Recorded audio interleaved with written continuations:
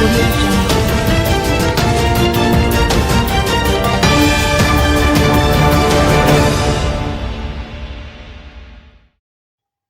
my Jamaica, 18 years since first representing the nation at a major international championship, iconic Jamaican sprinter Fraser-Pryce returns to the country of her christening for a farewell, with the podium and the people at the heart of it all.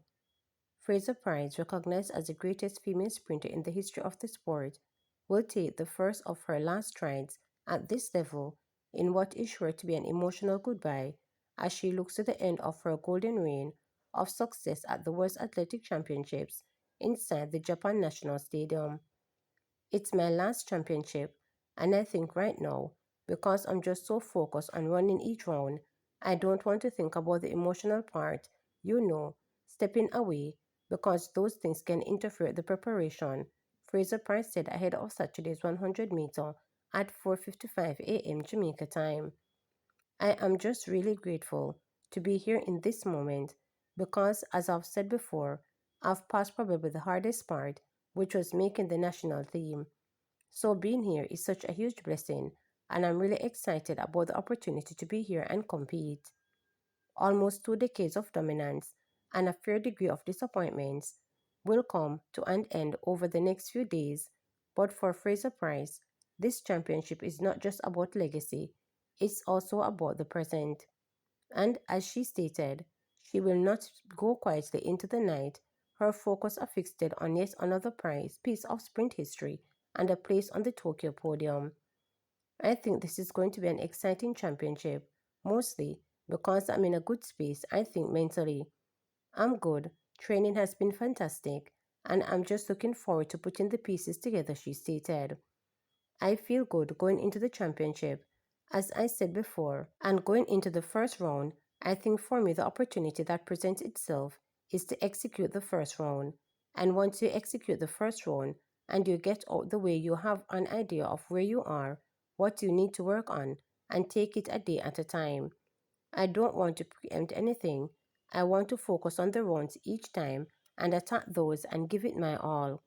She might be 30 years old and the end of her career, but one does not win 25 world and Olympic medals by being content with mere participation.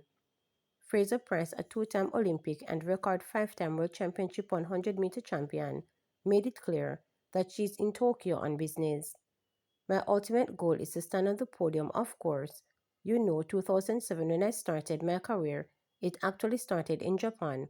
And I think at this time, I was 19, unsure of who I was, what I was doing, the direction I was going in. And fast forward to being here in this moment, I know who I am, a very capable individual and trusting that God has more for me. Fraser-Pryce, who ran a leg in the 4x100 heats at the 2007 World Championships in Japan. So I think at this moment, I want to stand on the podium, that's just it. But at the same time, whatever happens, I'm walking away feeling confident and happy for all that I've achieved, because I'm sure if you had have put me here at this point, a lot of people would have thought this wouldn't be possible. So I have already, I think, over exceeded my own expectations or anybody's expectations.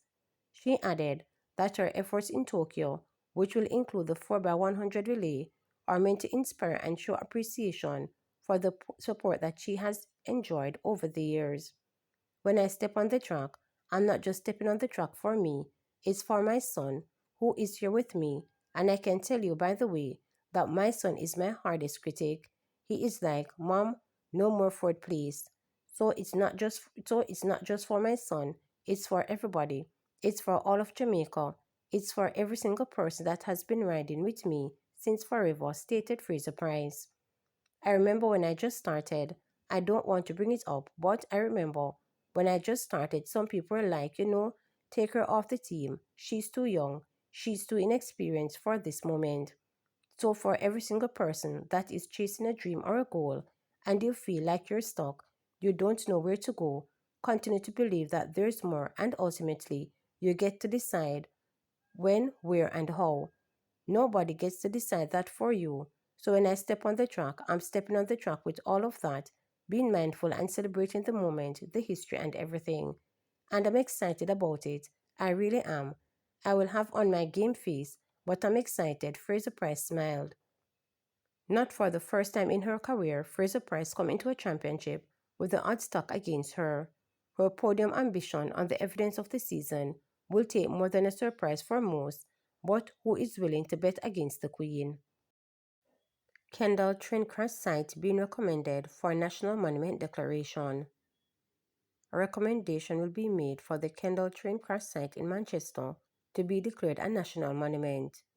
Culture Minister Oliver Grange made the announcement at the unveiling ceremony for Kendall Monument in the parish.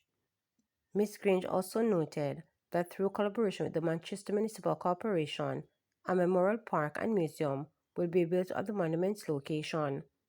The monument was erected in remembrance of the 187 people killed and the more than 700 disfigured in the train crash on September 1, 1957. The Kendall train crash site will be recommended by the Jamaica National Heritage Trust for declaration as a national monument on the basis of its historic and archaeological significance. This process actually started with the JNHT receiving from the Manchester Municipal Corporation a sketch plan of part of Kendall representing the Kendall train crash burial site. On February 21, on behalf of my ministry and the government, I signed a memorandum of understanding with the Manchester Municipal Corporation for the erection of the monument in honor of the victims and responders. The Mayor of Mandeville, Councillor Donovan Mitchell, signed on behalf of the corporation. They have a saying, when politicians make promise, they don't keep them. But this was a commitment made, and jointly we worked and made it a reality. The agreement was that the ministry would provide the $7.9 million, which it would cost to build the monument, and the municipal corporation would be responsible for erecting it, as well as to create a memorial park and a museum. And of course, I know the municipal corporation can't do it on its own. So the memorial park, I expect them to make it happen. The museum, I will give support. Yes. $3 million allocation for upgrade of bathrooms at Falmouth Market. The bathroom facilities at the Falmouth Market are slated for an upgrade with a $3 million allocation from the Ministry of Local Government. The announcement was made by Mayor of Falmouth and Chairman of the Trelawney Municipal Corporation TMC, Councillor Gagel, during the corporation's regular monthly meeting on Thursday. Minister of Local Government Desmond McKenzie has announced that he will be giving us $3 million to place emphasis on the bathroom facilities at the market, Gagel announced. However, the mayor did not provide a timeline as to when the project will begin and complete. Meanwhile, he announced that measures will be implemented to ensure vendors operate within their designated stalls and refrain from selling in the facilities aisles. We can't have people coming into the market and the aisles of the market is full with sellers and the stalls are empty. So we'll be having discussion with the vendors. We'll be sending out flyers again to inform them of what we intend to do, and we'll also be meeting with them to have dialogue, he just stated. To subscribe, like, share, and click the notification bell for daily updates.